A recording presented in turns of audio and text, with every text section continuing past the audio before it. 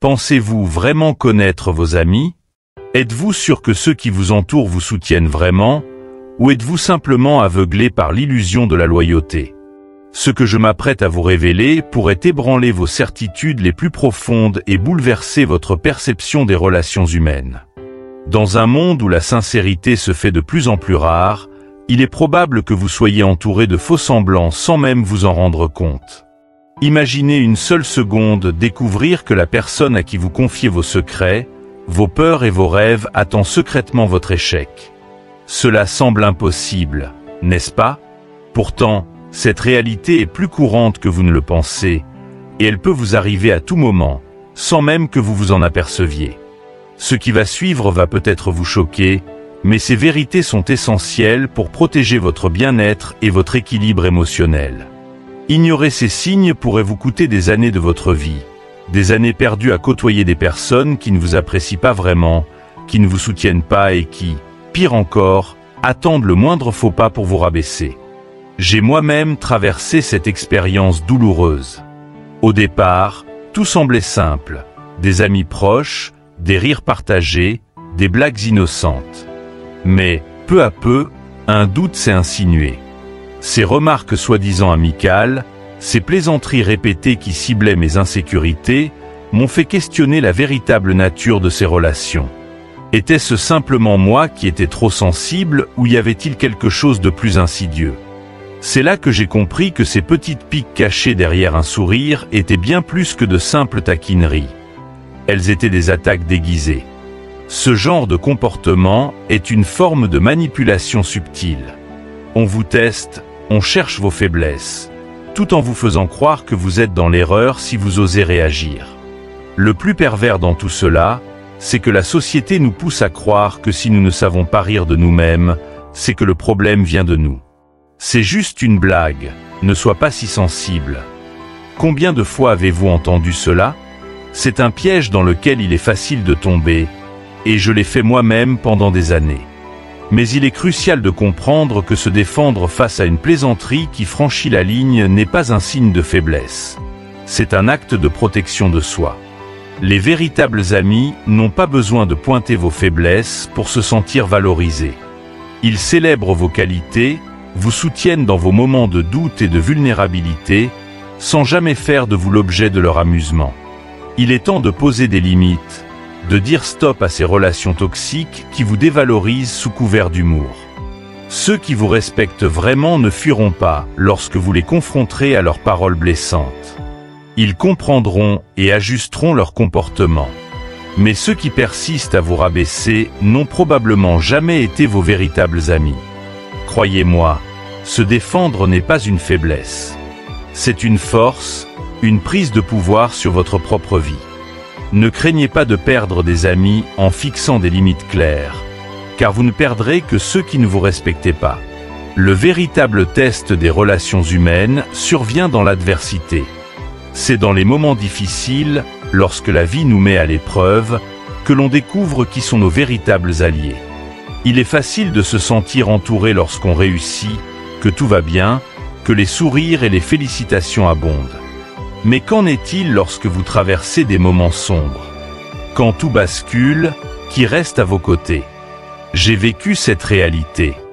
Après avoir perdu mon emploi, j'ai vu disparaître autour de moi des personnes que je croyais proches. Ces amis, si présents lors des moments de succès, sont devenus invisibles au moment où j'avais le plus besoin d'eux. Ne vous laissez pas tromper. Le soutien véritable n'est pas une question de convenance. Il ne se manifeste pas seulement lorsque les choses sont faciles. Le vrai soutien est présent même quand la situation devient inconfortable ou compliquée. Alors, comment se reconstruire après une telle déception? La première étape est d'accepter la douleur, d'accepter vos émotions. Vous avez été blessé, et il est normal de ressentir de la tristesse, de la colère, ou même du désespoir. Ne refoulez pas ces sentiments, car ce sont des signes de votre humanité. Ensuite, prenez du recul et réévaluez vos relations. Qui est véritablement là pour vous? Qui vous soutient sans attendre quelque chose en retour? Ce processus est difficile, mais il est essentiel. Il vous permettra de voir la vérité et de renforcer les relations qui en valent la peine. Travaillez sur vous-même. Recentrez-vous sur vos valeurs et vos priorités. Votre valeur ne dépend pas du nombre de personnes autour de vous, mais de la qualité des relations que vous entretenez avec vous-même et avec les autres. Rappelez-vous ceci, vous êtes plus fort que vous ne le pensez. Ce que vous vivez aujourd'hui, aussi difficile que cela puisse être, vous rendra demain plus résilient, plus sage et plus lucide. Ne laissez pas ces épreuves vous briser. Utilisez-les pour vous reconstruire, pour vous élever. Chaque pas que vous faites vers des relations plus saines est un pas vers une vie plus authentique, entourée des bonnes personnes. Vous méritez des relations qui vous élèvent, pas qui vous rabaissent. Alors, continuez à avancer, un pas à la fois, et vous verrez que la tempête finira toujours par s'apaiser. Les signes subtils de la trahison déguisée. Apprendre à décoder les relations toxiques. Pensez-vous vraiment que cela n'arrive qu'aux autres? Que la trahison, ce venin insidieux qui se glisse dans nos relations les plus précieuses, ne touche que ceux qui sont malchanceux? Pourtant, les chiffres ne mentent pas. 7 personnes sur 10 ont déjà été trahies par un proche, quelqu'un en qui elles avaient mis leur confiance. Ces statistiques froides ne laissent aucune place à l'illusion. Nu soms tu potenti element, de victims de set realite. Unrealite kaput bouleverser notre vision du monde et de personnes que nous entourent. Et la vérité est la suivante. La trahison ne se manifeste pas toujours sous une forme brutale ou évidente. Elle peut être subtile, sournoise, se cachant derrière des sourires et des paroles qui, à première vue, semblent inoffensives. J'ai moi-même traversé cette épreuve, une expérience qui m'a non seulement ouvert les yeux, mais m'a appris une leçon cruciale sur la nature humaine et l'importance d'être vigilant face à certaines dynamiques relationnelles. Au départ, tout me paraissait normal. Les remarques de mes amis n'étaient que des plaisanteries, des blagues légères qui, selon moi, faisaient partie de la camaraderie. N'est-ce pas ainsi que fonctionnent les relations amicales? Après tout, nous rions ensemble, nous nous taquinons, et tout cela n'a qu'un seul but, renforcer nos liens. C'est ce que je croyais. Cependant, avec le temps, un doute s'est progressivement installé en moi, un doute qui s'est transformé en certitude à mesure que les blagues devenaient de plus en plus ciblées, de plus en plus personnelles. Ce n'étaient plus simplement des taquineries innocentes, mais des attaques déguisées, des pics subtils visant directement mes insécurités, mes vulnérabilités. L'humour comme arme, quand les blagues franchissent la ligne. Comprenez ceci. L'humour peut être un outil puissant, à la fois pour rapprocher les gens, mais aussi pour les éloigner et les blesser. Les plaisanteries, lorsqu'elles sont sincères et bienveillantes, sont un ciment social. Elles créent une complicité, un espace de légèreté où chacun peut se sentir à l'aise. Mais lorsque cet humour franchit une ligne invisible, lorsqu'il devient un moyen de tester vos limites ou de vous rabaisser subtilement, il cesse d'être une plaisanterie. Il devient une attaque, une agression qui ne dit pas son nom. Prenons un exemple concret que beaucoup d'entre vous ont probablement déjà vécu. Imaginez que vous êtes avec des amis et que l'un d'eux fait une blague sur un aspect de votre apparence, de votre personnalité ou de vos échecs passés. Tout le monde rit, y compris vous, parce que, dans ce contexte social, il semble plus facile de rire avec eux que de remettre en question la situation. Mais à l'intérieur, cette remarque vous pique, elle réveille quelque chose en vous. Ce n'est peut-être pas la première fois que ce genre de blague est fait, et cela commence à vous affecter. Alors, est-ce vous qui êtes trop sensible, ou y a-t-il quelque chose de plus insidieux à l'œuvre? La première étape pour comprendre ces signes de trahison déguisée est d'être attentif à ce sentiment de malaise qui naît en vous après de telles remarques. Votre intuition est un puissant indicateur. Si une blague vous laisse un goût amer, ce n'est pas sans raison. Ces petites piques répétées peuvent sembler innocentes, mais elles sont en réalité des micro-agressions, des manières déguisées de vous rabaisser, de vous maintenir dans une position d'infériorité sous couvert d'humour. La manipulation par l'humour, le test des limites. Pourquoi certaines personnes utilisent-elles l'humour pour attaquer les autres? Il s'agit souvent d'une forme subtile de manipulation. Les personnes qui se comportent ainsi testent vos limites. Elles veulent savoir jusqu'où elles peuvent aller sans provoquer de réaction. Elles poussent petit à petit pour voir si vous allez vous défendre ou si vous allez accepter leurs remarques sans broncher. Si vous ne dites rien, elles considèrent cela comme un feu vert pour continuer, voire pour intensifier leurs attaques. Dans le stoïcisme, l'un des principes fondamentaux est la maîtrise de soi et l'importance de rester en accord avec ses propres valeurs, quelles que soient les circonstances. Si quelqu'un cherche à vous déstabiliser par ses paroles, il est crucial de ne pas lui donner ce pouvoir. Vous avez le contrôle de votre réaction, et poser des limites est un acte de force, pas de faiblesse. Ce n'est pas à vous de tolérer un comportement toxique sous prétexte de préserver la paix sociale. Au contraire, c'est en posant des limites claires que vous préservez votre intégrité et votre respect de vous-même. L'importance de poser des limites.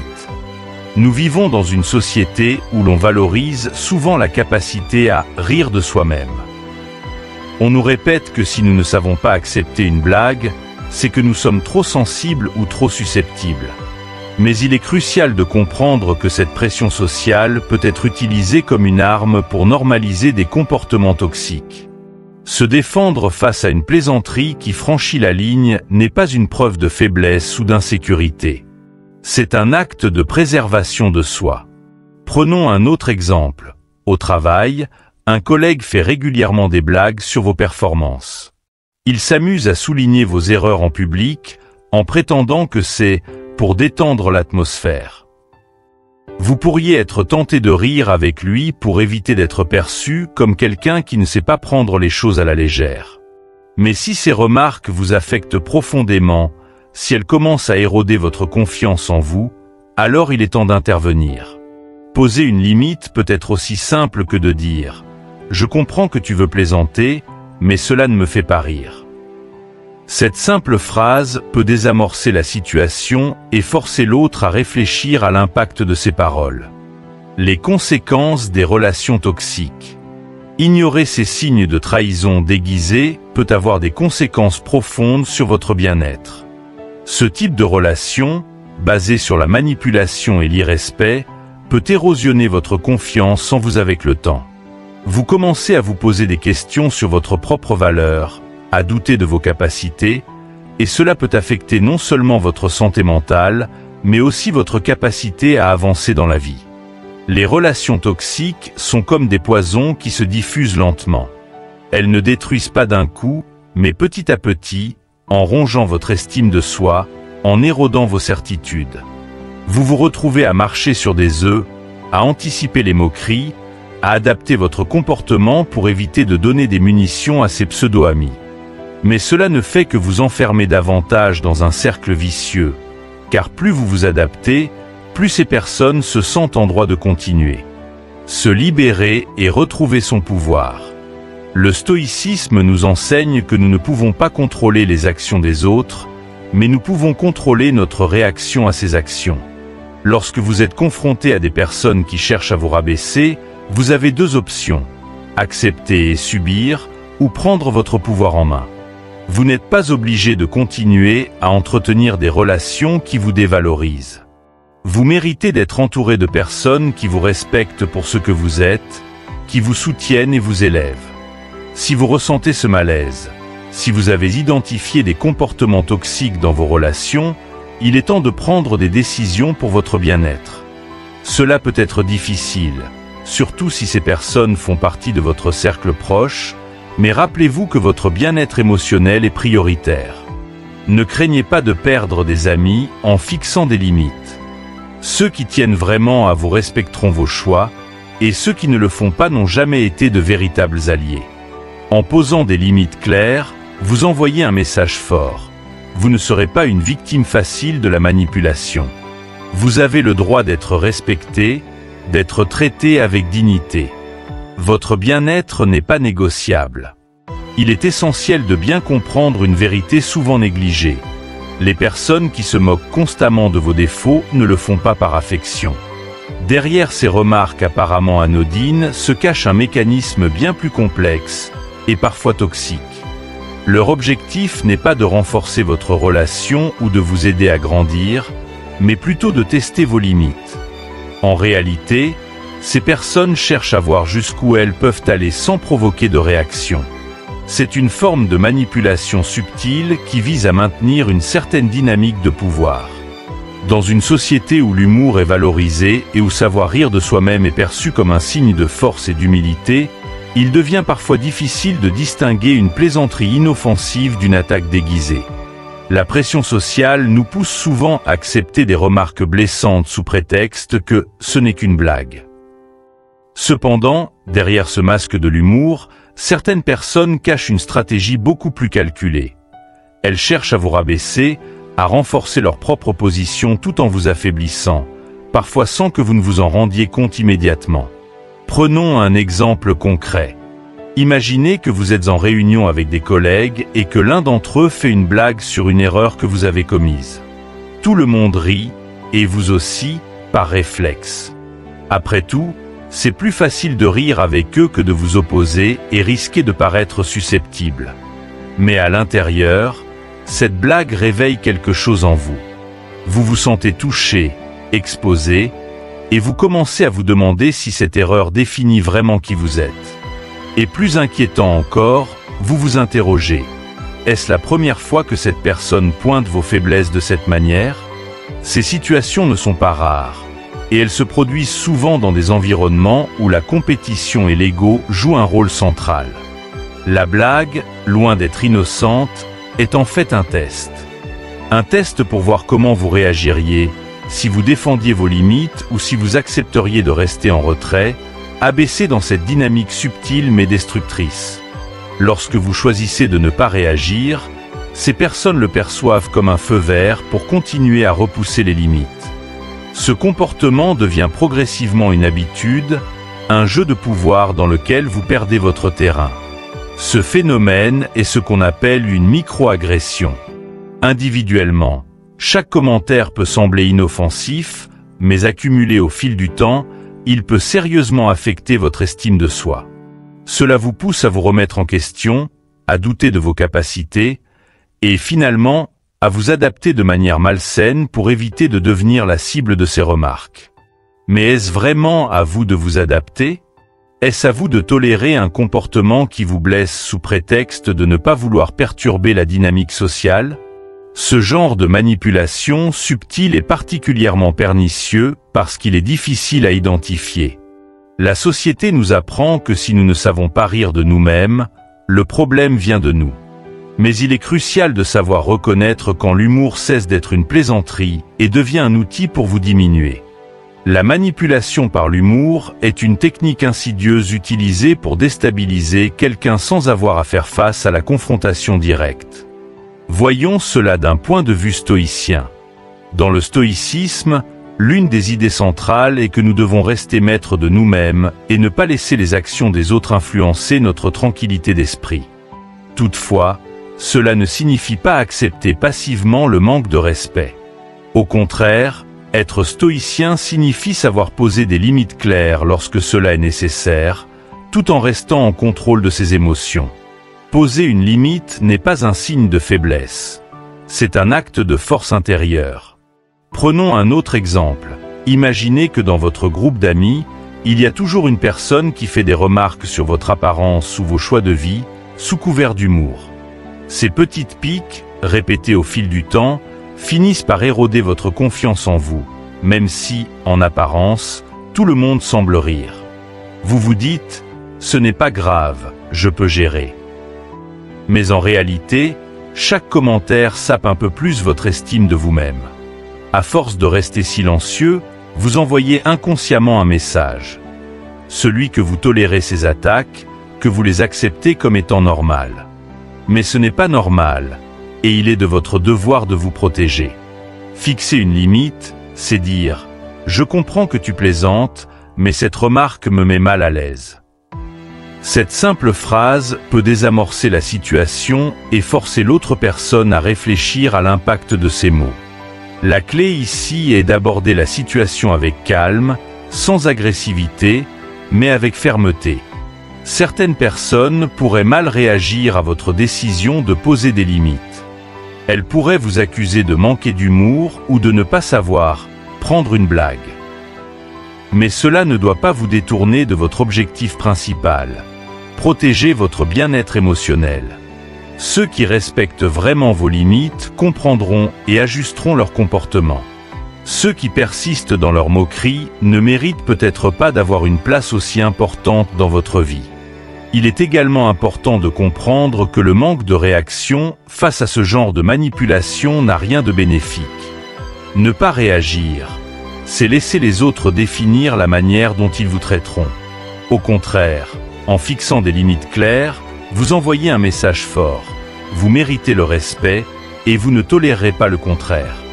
Ignorer ces signes peut avoir des conséquences profondes sur votre santé mentale. Les relations où l'humour sert de masque à des comportements toxiques finissent par éroder votre estime de vous-même. Petit à petit, ces remarques vous plongent dans un doute constant, un manque de confiance en vous qui peut vous affecter dans d'autres domaines de votre vie. Le stoïcisme nous enseigne que nous ne pouvons pas contrôler les actions des autres, mais nous avons un contrôle total sur la manière dont nous choisissons de réagir.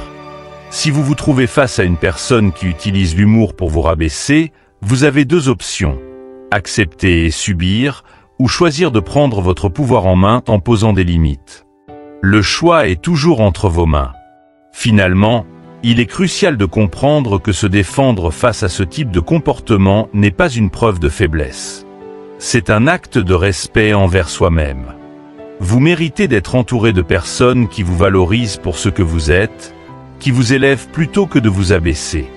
C'est en fixant des limites que vous définissez les conditions d'un respect mutuel, et que vous vous assurez de construire des relations basées sur la confiance, le soutien et la bienveillance. Poser des limites pour se protéger, un acte de courage et de respect de soi.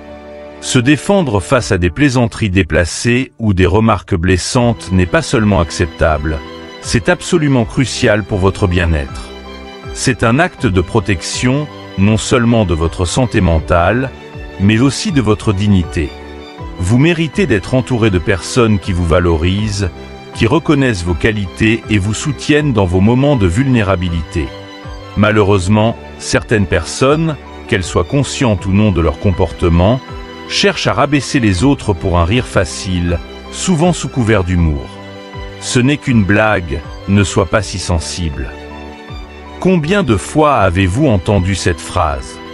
Derrière cette phrase en apparence anodine, se cache un piège subtil. Ces mots visent à minimiser l'impact d'un comportement toxique tout en vous faisant douter de vous-même. Vous vous demandez alors si vous n'êtes pas effectivement trop sensible, si vous ne savez pas vous adapter au groupe ou si vous ne comprenez pas le second degré. Mais il est essentiel de reconnaître que ce genre de discours cherche à normaliser un comportement blessant, à rendre acceptable ce qui ne devrait pas l'être. En réalité, il n'y a rien de mal à poser des limites. C'est même un acte essentiel pour préserver votre estime de vous-même et vos relations avec les autres. Trop souvent, les gens craignent de se défendre parce qu'ils ne veulent pas perturber l'équilibre social, ou pire, parce qu'ils ont peur de perdre des amis. Pourtant, fixer des limites n'est pas un signe de faiblesse, c'est un signe de force et de respect de soi.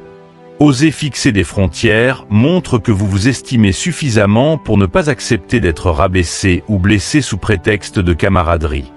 Pourquoi poser des limites est indispensable. Dans les relations, qu'elles soient personnelles ou professionnelles, il est normal de rencontrer des désaccords ou des malentendus. Cependant, lorsqu'une personne franchit régulièrement vos limites sous couvert d'humour, de plaisanterie ou même de conseils, cela devient toxique. Il est important de comprendre que vous n'êtes pas obligé de tout accepter. Vous avez le droit de dire non, de dire « ça ne me convient pas », sans pour autant craindre de détruire une relation. Les personnes qui vous respectent véritablement ne fuiront pas lorsque vous prendrez position pour vous-même. Au contraire, elles comprendront et respecteront vos limites. Prenons un exemple concret. Imaginez que dans votre groupe d'amis, une personne fait souvent des blagues sur vos erreurs passées ou sur un aspect de votre personnalité que vous essayez de travailler. Au début, Cela semble inoffensif, mais au fil du temps, vous remarquez que ces remarques reviennent sans cesse. Elles commencent à vous affecter, à éroder lentement votre confiance en vous. Pourtant, vous n'osez pas dire quoi que ce soit par peur de passer pour quelqu'un de susceptible. Mais est-ce vraiment juste ? Poser des limites dans une telle situation est non seulement un acte de protection émotionnelle, mais aussi un moyen de renforcer la qualité de vos relations. En disant quelque chose comme « Je comprends que tu veux plaisanter, mais ce genre de remarque me met mal à l'aise », vous offrez à l'autre personne l'opportunité de réfléchir à son comportement. Cette conversation pourrait même renforcer vos liens, car elle montre que vous êtes prêt à être transparent et à protéger votre bien-être, ce qui est le fondement de toute relation saine. Les limites ne chassent pas les bons amis. Il est courant de craindre que poser des limites puisse éloigner des amis ou causer des tensions dans une relation. Cette peur est humaine, mais elle est souvent infondée. En réalité, les personnes qui vous respectent et tiennent vraiment à vous ne prendront pas vos limites comme une attaque personnelle. Elles seront prêtes à ajuster leur comportement parce qu'elles comprennent que l'amitié repose sur le respect mutuel et la compréhension. Les vrais amis ne fuient pas devant vos limites. Au contraire, ils les accueillent avec respect et sont prêts à modifier leur manière de s'exprimer si cela contribue à une relation plus saine. Si, en revanche, quelqu'un réagit mal à vos limites ou essaie de les contourner, c'est un signe que cette personne n'apporte pas une dynamique positive à votre vie. Il peut être difficile de l'admettre, mais il est parfois nécessaire de laisser partir certaines personnes qui ne respectent pas votre intégrité. Rappelez-vous, la qualité des relations prime toujours sur la quantité. Prenons l'exemple de couples ou de relations de longue date. Il arrive souvent que des remarques ou des comportements autrefois acceptés deviennent avec le temps intolérables. Si une personne continue d'adopter des comportements qui vous blessent malgré vos tentatives d'en parler, il est temps de repenser la relation. Ce processus est difficile, mais indispensable pour préserver votre santé émotionnelle. Fixer des limites peut parfois entraîner des confrontations, mais ces confrontations sont nécessaires pour préserver des relations saines et évolutives. Attirer des relations plus saines. Poser des limites n'est pas seulement une manière de vous protéger des comportements toxiques. Cela agit aussi comme un filtre naturel qui vous permet d'attirer des relations plus saines, plus authentiques. Lorsque vous savez ce que vous tolérez et ce que vous refusez, vous vous placez dans une position de force et de clarté. Vous envoyez un message clair à ceux qui vous entourent. Vous êtes quelqu'un qui se respecte et qui exige le respect des autres. Fixer des limites agit comme un magnétisme. Cela attire des personnes qui partagent vos valeurs et qui sont prêtes à vous traiter avec respect. En refusant de tolérer les comportements qui vous rabaissent ou vous blessent, vous créez de l'espace dans votre vie pour des relations basées sur l'épanouissement mutuel, la compréhension et le soutien. Dans le cadre professionnel, par exemple, poser des limites peut conduire à un environnement plus harmonieux. Lorsque vous définissez clairement vos attentes, vos collègues savent où se situer avec vous, et cela favorise des interactions plus productives et respectueuses.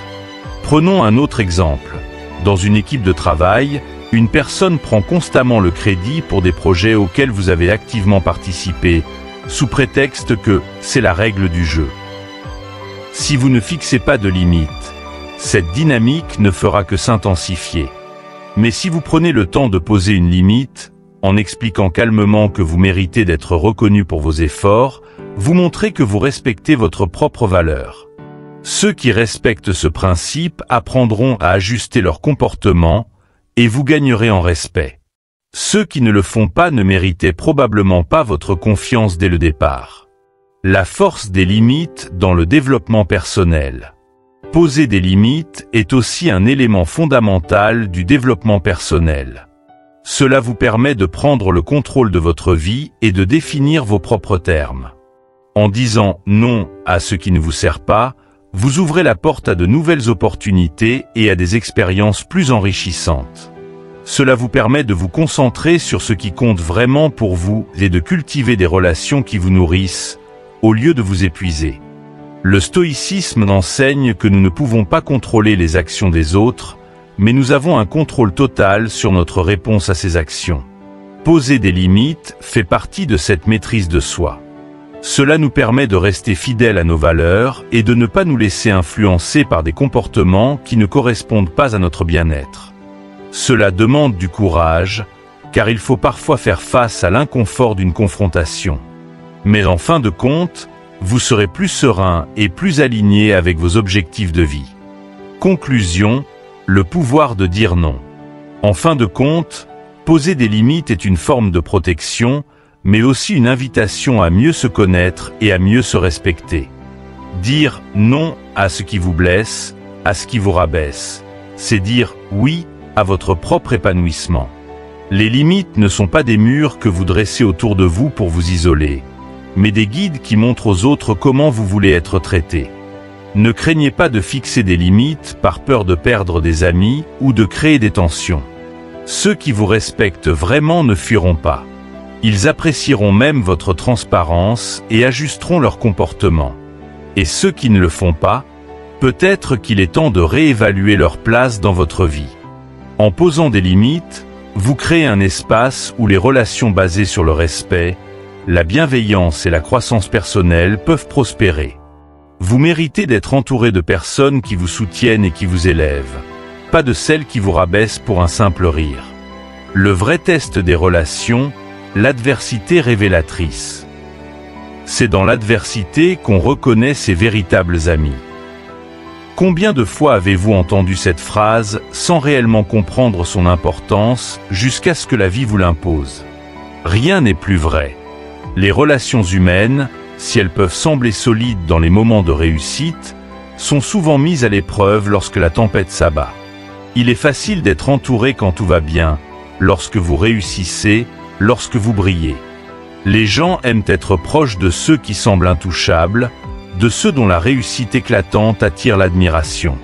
Mais, quand les choses se compliquent, quand l'échec frappe à votre porte, ou quand vous traversez une période de doute et de vulnérabilité, c'est là que les masques tombent. Où sont ces amis dans ces moments d'épreuve? Le véritable test des relations ne se déroule pas lorsque tout est parfait, mais dans l'adversité. La réussite attire, mais c'est la difficulté qui révèle la profondeur des liens. Vous l'avez peut-être vous-même déjà constaté. Personnellement, lorsque j'ai traversé une période difficile, j'ai vu des personnes que je considérais comme des piliers dans ma vie disparaître comme des ombres. Les messages restaient sans réponse, les appels sans retour, et soudain, ceux qui me semblaient si proches se sont éloignés sans la moindre explication. C'est une expérience douloureuse, mais ô combien éclairante. C'est dans ces moments, ces creux de la vague, que l'on découvre qui sont vraiment les personnes sur qui l'on peut compter. Pourquoi l'adversité est-elle un révélateur? Mais pourquoi l'adversité agit-elle comme un révélateur aussi puissant? Lorsque vous traversez une épreuve, que ce soit un échec professionnel, une perte personnelle ou une crise émotionnelle, vos besoins changent. Vous n'avez plus besoin de flatterie ou d'admiration superficielle, mais d'un soutien sincère, d'une épaule sur laquelle vous pouvez vous appuyer. C'est dans ces moments que la nature véritable des relations apparaît. Les vrais amis vous soutiennent sans condition. Ils ne vous jugent pas pour votre chute, mais tendent la main pour vous aider à vous relever. En revanche, ceux qui étaient présents uniquement pour profiter de votre succès ou pour briller à vos côtés disparaissent souvent dès que vous n'avez plus rien à leur offrir. Cela peut sembler dur à accepter, mais cette réalité, bien que cruelle, est une opportunité inestimable. L'adversité fonctionne comme un filtre naturel. Elle élimine ceux qui ne sont pas là pour les bonnes raisons et vous montre qui méritent vraiment de rester dans votre cercle proche. Il est douloureux de voir certaines personnes s'éloigner dans les moments où vous avez le plus besoin d'elles. Mais cette douleur est nécessaire pour faire le tri entre les relations superficielles et celles qui sont authentiques. Exemple concret, quand les alliés se démasquent. Prenons un exemple concret. Imaginez que vous perdez subitement votre emploi, une situation stressante et éprouvante pour quiconque. Vous espérez trouver du soutien parmi vos amis, ceux avec qui vous avez partagé tant de moments joyeux.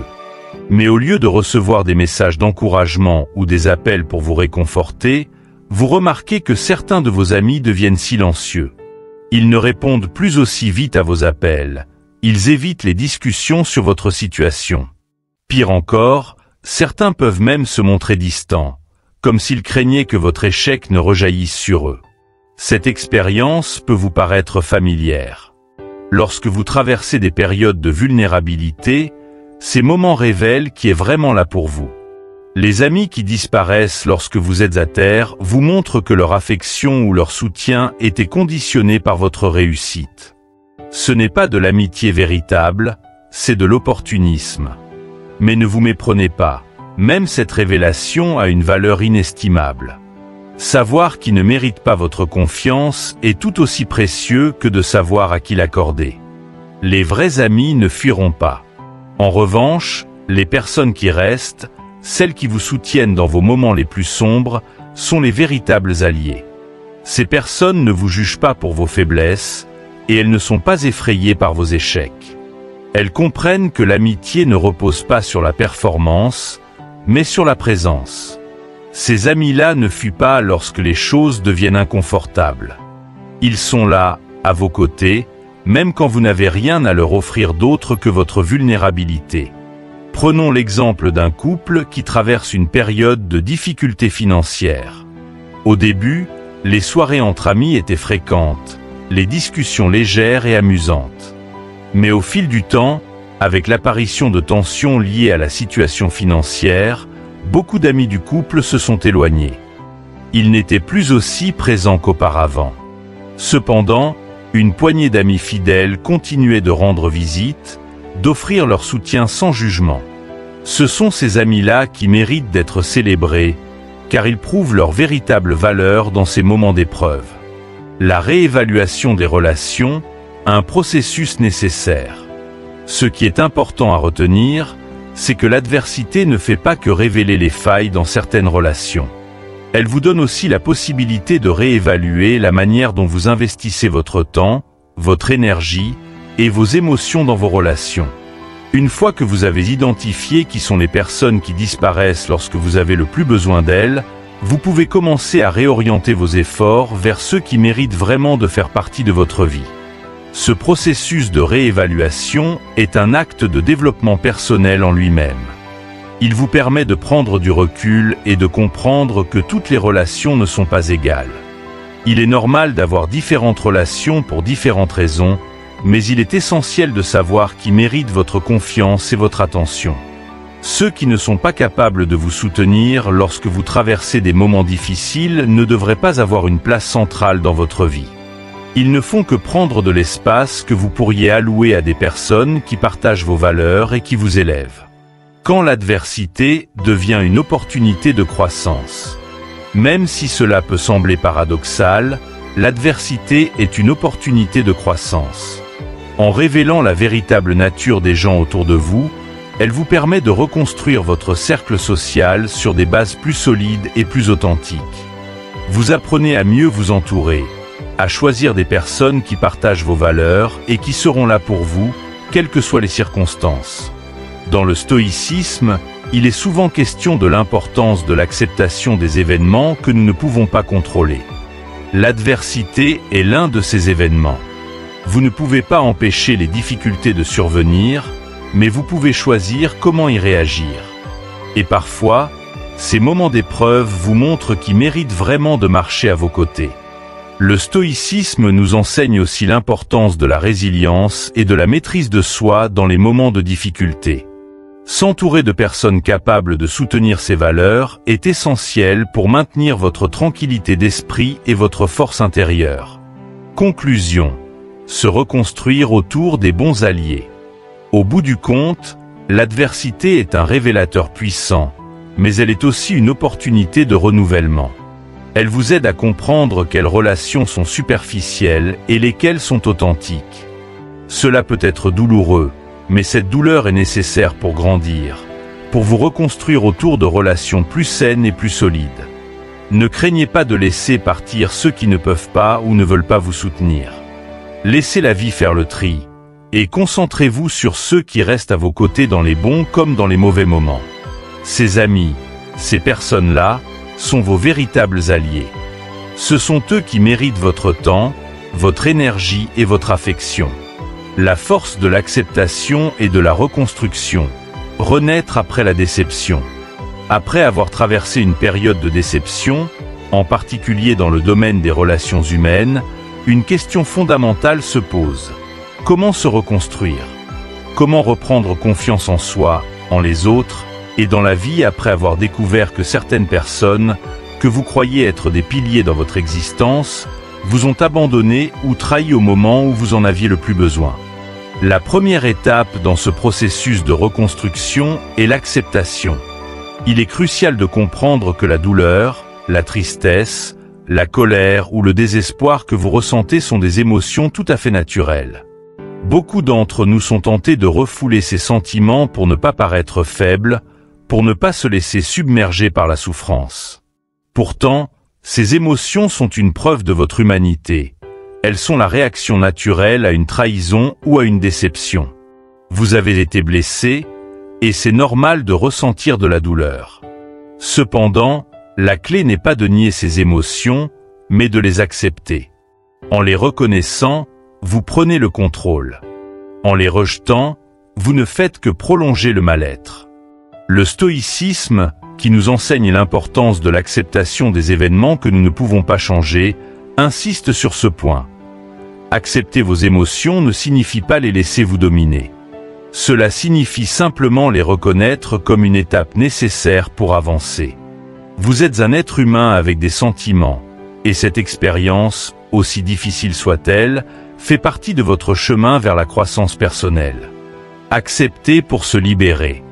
L'acceptation ne se limite pas à reconnaître que vous êtes blessé. Elle signifie aussi accepter ce qui s'est passé, accepter que certaines relations se soient brisées, accepter que certaines personnes ne puissent pas ou ne veulent pas être là pour vous. Il est souvent plus facile de nier la vérité, de chercher des excuses pour le comportement des autres, plutôt que de faire face à la réalité. Tout le monde ne mérite pas de rester dans votre vie. Prenez un moment pour réfléchir à la situation. Quelles attentes aviez-vous envers ces personnes? Comment espériez-vous qu'elles réagissent? En acceptant que leur comportement a révélé leur véritable nature, vous pouvez vous libérer de l'illusion d'une amitié ou d'un soutien qui, en réalité, n'existait peut-être pas vraiment. Une fois que cette acceptation est accomplie, vous pouvez entamer un véritable processus de guérison. Il ne s'agit pas d'oublier ce qui s'est passé, mais de comprendre que ces événements ont eu lieu pour vous apprendre quelque chose. Chaque épreuve est une leçon, et c'est en acceptant ces leçons que vous pouvez avancer. Prendre du recul, réévaluer les relations. Après l'acceptation vient l'étape suivante, qui est de prendre du recul et de réévaluer vos relations. Qui sont les personnes qui sont véritablement restées à vos côtés dans ces moments difficiles? Qui, parmi vos relations, a montré qu'elle était prête à vous soutenir, non pas seulement dans les moments de joie ou de réussite, mais aussi dans l'adversité? Il est essentiel de regarder au-delà des paroles. Certaines personnes sont douées pour les mots. Elles savent dire ce que vous avez besoin d'entendre, mais leurs actions ne suivent pas. D'autres, au contraire, peuvent être plus discrètes dans leurs paroles, mais leurs actions parlent pour elles. Ce sont ces actes, et non les belles paroles, qui révèlent la nature véritable des relations. Prenons un exemple concret. Imaginez un ami qui vous promet toujours d'être là pour vous, mais au moment où vous traversez une crise, il est introuvable. Ces paroles peuvent sembler réconfortantes, mais ses actions montrent le contraire. À l'inverse, un collègue ou une connaissance, que vous ne considériez pas comme très proche, peut se révéler être une véritable épaule sur laquelle vous appuyez dans les moments de besoin. C'est là que vous comprenez l'importance de l'authenticité dans les relations. Il ne s'agit pas de la fréquence des contacts ou de la longueur des conversations, mais de la qualité de l'engagement. Cette étape de réévaluation n'est pas un processus facile, car elle vous pousse à remettre en question des relations que vous pensiez solides. Mais elle est essentielle pour votre croissance. Entourez-vous de personnes qui vous soutiennent sans condition, celles qui ne vous jugent pas pour vos faiblesses, mais qui vous encouragent à aller de l'avant. C'est en identifiant ces relations authentiques que vous pouvez construire un réseau solide et sincère, un cercle de soutien qui vous aidera à surmonter les défis de la vie. Le processus de reconstruction, travailler sur soi-même. La dernière étape dans ce processus de reconstruction est de travailler sur vous-même. Une fois que vous avez accepté vos émotions et que vous avez réévalué vos relations, il est temps de rediriger votre énergie vers vous. Il est trop facile, après une trahison ou une déception, de se concentrer sur les actions des autres. Mais la véritable guérison vient de l'intérieur. Utilisez cette période de transition comme une opportunité de vous recentrer, de redéfinir vos valeurs, vos priorités et votre chemin de vie. Le stoïcisme enseigne que notre valeur ne dépend pas de facteurs externes, mais de notre capacité à rester en accord avec nos valeurs, quelles que soient les circonstances. Votre valeur ne repose pas sur le nombre d'amis que vous avez ou sur les apparences sociales. Elle réside dans la qualité des relations que vous entretenez avec vous-même. Après une déception relationnelle, il est facile de douter de soi, de remettre en question sa propre valeur. Mais c'est précisément dans ces moments que vous devez vous rappeler que votre estime de soi ne doit jamais être compromise par l'opinion ou les actions des autres. Ce processus de travail sur soi implique plusieurs choses. D'abord, c'est une période pour reconnecter avec vos passions et vos intérêts personnels. Que ce soit à travers le sport, la lecture, l'art ou tout autre hobby qui vous apporte de la joie, cette période est idéale pour nourrir votre âme et redécouvrir ce qui vous fait vibrer. Cela vous permet non seulement de retrouver votre énergie, mais aussi de renforcer votre indépendance émotionnelle. Ensuite, prenez le temps de redéfinir vos valeurs et vos priorités. Qu'est-ce qui est vraiment important pour vous? Quelles sont les qualités que vous recherchez chez les autres? En vous posant ces questions, vous clarifiez vos attentes et vous renforcez vos propres convictions. Cela vous permet de faire des choix plus éclairés à l'avenir, que ce soit en amitié, en amour ou même dans le cadre professionnel. Enfin, ce processus de reconstruction implique aussi de prendre soin de votre bien-être émotionnel et physique. La déception peut laisser des traces profondes, et il est crucial de ne pas négliger cet aspect. Que ce soit par le biais de la méditation, de la thérapie, ou simplement en vous entourant de personnes bienveillantes, il est essentiel de prendre soin de vous pendant cette période de transition. La force de la résilience. Au bout du compte, cette période de reconstruction vous montre la puissance de la résilience. Oui, vous avez traversé une épreuve, mais cette épreuve vous a également donné l'opportunité de grandir, de mieux vous connaître, de mieux comprendre les autres. Chaque épreuve est une opportunité de transformation. Plutôt que de vous laisser abattre par la déception, utilisez-la comme un tremplin pour une nouvelle version de vous-même, plus forte, plus sage et plus alignée avec vos véritables valeurs. Le stoïcisme enseigne que nous ne pouvons pas toujours contrôler ce qui se passe autour de nous, mais que nous pouvons contrôler notre réponse aux événements. Cette déception n'est qu'un chapitre de votre histoire, et c'est à vous de décider comment vous allez la gérer. En choisissant d'accepter, de réévaluer et de travailler sur vous-même, vous transformez cette période difficile en une opportunité de reconstruction personnelle. Rappelez-vous, votre valeur ne dépend pas des autres. Elle dépend de la relation que vous entretenez avec vous-même. Cultivez cette relation et vous attirerez naturellement des personnes qui vous soutiendront dans votre cheminement, non pas par obligation, mais par amour sincère et respect. Conclusion, une nouvelle force. Rappelez-vous ceci, vous êtes plus fort que vous ne le pensez. Les épreuves que vous traversez aujourd'hui, bien qu'elles soient difficiles à surmonter, deviendront demain une source de fierté et de puissance intérieure. Chaque défi, chaque obstacle est une opportunité de croissance, une leçon précieuse que la vie vous offre. Il est essentiel d'accepter ces leçons, d'en tirer toute la sagesse possible, mais surtout de ne pas permettre à ces expériences de vous enfermer dans l'amertume ou la rancœur. En ces moments de doute, de trahison ou de désillusion, vous devez redéfinir vos attentes vis-à-vis des autres. Sachez que vous méritez des relations authentiques, des liens fondés sur le respect, la bienveillance et la compréhension mutuelle. Les véritables amitiés ne sont pas mesurées par le nombre de moments partagés, mais par la qualité du soutien dans les moments où vous êtes vulnérable. Soyez sélectif quant aux personnes que vous laissez entrer dans votre vie, Et entourez-vous de celles qui vous élèvent, qui vous respectent pour qui vous êtes vraiment, sans chercher à vous changer ou à profiter de vos faiblesses. Le pardon est une étape essentielle dans cette reconstruction personnelle. Pardonnez, non pas parce que ceux qui vous ont blessé le méritent forcément, mais pour vous libérer du poids de la rancune qui pourrait freiner votre évolution. Le pardon vous permet d'avancer sans être alourdi par la négativité des autres et d'ouvrir la porte à de nouvelles relations plus saines et plus enrichissantes. La tempête que vous traversez finira par s'apaiser, et lorsque cela arrivera, vous ne serez plus la même personne. Vous serez plus fort, plus sage, plus résilient. Vous aurez non seulement survécu, mais évolué. Vous serez entouré des bonnes personnes, celles qui méritent véritablement une place dans votre vie. Celles qui partagent vos valeurs et qui, tout comme vous, sont en quête de croissance personnelle. Merci d'avoir pris le temps d'écouter ce message. N'oubliez jamais que vous êtes plus fort que vous ne le croyez. Les épreuves d'aujourd'hui sont les fondations de votre force future.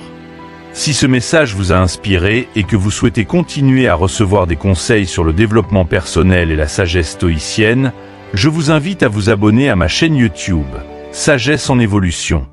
Ensemble, nous pouvons continuer à grandir, à apprendre et à devenir la meilleure version de nous-mêmes.